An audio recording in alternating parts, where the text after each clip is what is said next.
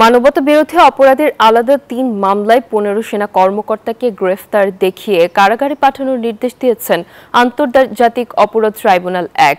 বুধবার সকাল ৮:৩০টার দিকে বিচারপতি গোলাম মর্তুজা মজুমদারের নেতৃত্বাধীন ৩ সদস্যের ট্রাইব্যুনাল ১-এ এই আদেশ দেন। ট্রাইব্যুনালের অপর ২ সদস্য হলেন বিচারপতি মোহাম্মদ শফিউল আলম মাহমুদ ও বিচারক মোহাম্মদ মহিতুল হক এনাম চৌধুরী। এছাড়া গুমের অভিযোগে করা ২টি মামলার পরবর্তী শুনানির জন্য আগামী ২০ নভেম্বর দিন ধার্য করেছেন ট্রাইব্যুনাল। আর গত বছরের ১৮ ও ১৯ জুলাই রামপুরায় গণহত্যা চালানোর অভিযোগে করা মামলায় শুনানির জন্য ৫ নভেম্বর দিন ধার্য করেছেন ট্রাইব্যুনাল। এদিকে শুনানি শেষে চিফ প্রসিকিউটর মোহাম্মদ তাজুল ইসলাম সাংবাদিকদের বলেন, আসামিদের আইনশৃঙ্খলা বাহিনী গ্রেফতার করে ট্রাইব্যুনালে আনলে আদালত তাদের কারাগারে পাঠানোর নির্দেশ দিয়েছেন। এখন আসামিদেরকে কোন কারাগারে রাখা হবে তা কারা কর্তৃপক্ষ নির্ধারণ করবে। এ সময় সেনাবাহিনীর বিরুদ্ধে অপপ্রচার বন্ধের আহ্বান জানান চিফ প্রসিকিউটর।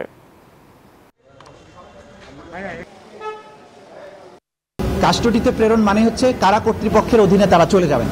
কারা কর্তৃপক্ষ তাদেরকে কোথায় রাখবেন, অর্থাৎ কোন জেলে রাখবেন, কোন সাব জেলে রাখবেন, ঢাকায় রাখবেন না চট্টগ্রামে পাঠাবেন না অন্য কোথাও রাখবেন, এটা অ্যাবসোলিউট অথরিটি কারা কর্তৃপক্ষের অর্থাৎ সরকারের। আদালতের কাজ হচ্ছে তাদেরকে কাস্টডিতে পাঠিয়ে দেওয়া। কাস্টডিটা মেনটেন করেন রাষ্ট্র বা স্বরাষ্ট্র মন্ত্রণালয় অথবা মোর স্পেসিফিক্যালি কারা অধিদপ্তর।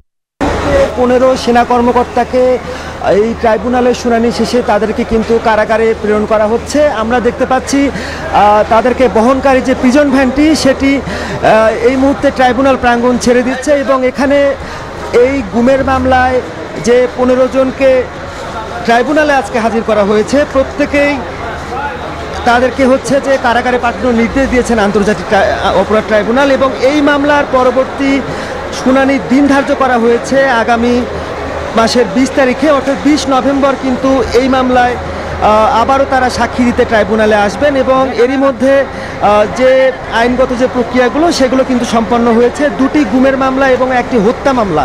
গুমের মামলা ফ্যাসিস্ট আমলের যে গুমের ঘটনা ঘটেছিল সেই ঘটনায় ২টি গুমের মামলা এবং হত্যা মামলাটি হচ্ছে জুলাই আন্দোলনে রামপুরা এলাকায় ২৮ জনকে হত্যার অভিযোগে বিজিবিতে কর্মরত ২ জন সেনা কর্মকর্তা তারা এখানে অভিযুক্ত রয়েছেন। অর্থাৎ যে আসামির তালিকা সেখানে টিএফআই সেলে গুমের অভিযোগে সেখানে ১০ জন সেনা কর্মকর্তা অভিযুক্ত হয়েছেন যারা ট্রাইব্যুনালে উপস্থিত হয়েছেন। এছাড়া জেআইসি সেলে সেখানে ৩ জন জড়িত থাকার অভিযোগে গুমের তারা কিন্তু আজকে ট্রাইব্যুনালে হাজির হয়েছিলেন এবং যে তাদের পক্ষ থেকে যে আবেদনগুলো করা হয়েছিল সেই প্রেক্ষিতে ট্রাইব্যুনাল যে নির্দেশ দিয়েছেন সেখানে বলা হয়েছে যে তাদেরকে কোন কারাগারে রাখা হবে সেটি সরকার নির্ধারণ করবেন এবং আইন অনুযায়ী তারা তাদের স্ট্যাটাস কি হবে সেই বিষয়গুলো নিয়ে কিন্তু পরে সিদ্ধান্ত আসবে।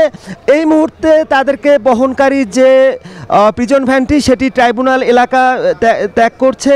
মোটামুটি ৭টার দিকে সকালে তাদেরকে আন্তর্জাতিক অপরাধ ট্রাইব্যুনালে হাজির করা হয় এবং আওয়ামী লীগ সরকারের সময়ে টিএফআই এবং জেআইসি সেলে গুম খুনের যে ঘটনাটি ঘটেছে এবং অসংখ্য মানুষ গুমের শিকার হয়েছেন, অসংখ্য মানুষ এখনও নিখোঁজ, সেই ঘটনায় ডিজিএফআইয়ের সাবেক ৫ জন মহাপরিচালক আসামি হয়েছেন।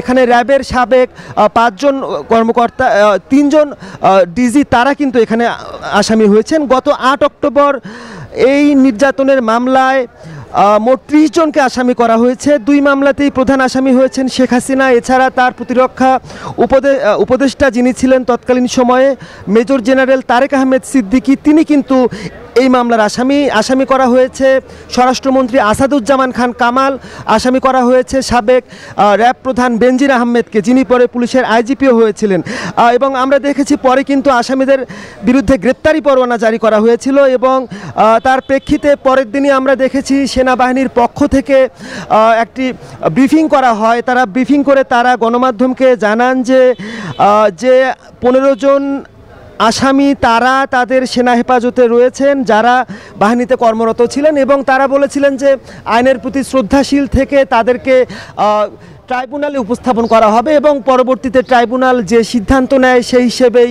তাদের বিচারগত প্রক্রিয়া চলবে। একটি বিষয় বলে রাখি, শুরু থেকেই কিন্তু প্রসিকিউশন বলে এসেছে যে এই মামলায় আসামির কাঠগড়ায় যারা দাঁড়িয়েছেন তারা ব্যক্তি হিসেবে কাঠগড়ায় দাঁড়িয়েছেন। এখানে এই বাহিনীর কোনো ভূমিকা নেই, সেনাবাহিনী বা হচ্ছে যে কোনো বাহিনী এই দায়টি তারা নেবে না বা এই দুর্নামের ভাগী তারা হবে না। ফ্যাসিস্ট সরকারের আমলে যেভাবে গুম খুন এবং নির্যাতন করা হয়েছে সেখানে মোটামুটি সবগুলো বাহিনীকেই ব্যবহার করা হয়েছে, সবগুলো বাহিনীকে ব্যবহার করে এই গুম খুন পরিচালনা করা হয়েছে। এবং সেক্ষেত্রে এই আসামি যারা হয়েছেন তারা কিন্তু যে সবাই যে তারা নিজে স্বেচ্ছায় অপরাধ করেছেন বিষয়টি তেমন না। সরকারের চাপে আইনশৃঙ্খলা বাহিনীর ঊর্ধ্বতন কর্মকর্তা যারা তাদের বিভিন্ন এখানে ভূমিকা রয়েছে। তো সব মিলে এই বিচার প্রক্রিয়াটি শুরু হলো। এজন্য প্রসিকিউশন দেশপ্রেমিক সেনাবাহিনীকে ধন্যবাদ জানিয়েছেন। তারা বলছেন যে আইনের প্রতি শ্রদ্ধা জানিয়ে কর্মরত এই 15 জনকে ট্রাইব্যুনালে হাজির করা হয়েছে। এর মধ্য দিয়ে দেশে বিচারের যে সংস্কৃতি এবং বিচার বিভাগের যে স্বাধীনতা এবং তারা যে তাদের প্রতি যে সমর্থন জানিয়েছে সেনাবাহিনী সেই বিষয়টিকে তারা ধন্যবাদ জানিয়েছেন। তো মোটামুটি এই ছিল এখনকার মতো ট্রাইব্যুনালের খবর। এই 15 জন আসামি তারা সেনা কর্মকর্তা, তাদেরকে কারাগারে পাঠানো হয়েছে এবং তারা কারাগারের পথে রওনা হয়েছেন এবং এই মামলার পরবর্তী শুনানি অনুষ্ঠিত হবে 20 নভেম্বর। এই ছিল আমার কাছ থেকে ট্রাইব্যুনালের সর্বশেষ যে খবর। মাহমুদ, আপনাকে ধন্যবাদ ট্রাইব্যুনাল থেকে আমাদের সঙ্গে যুক্ত হবার জন্য।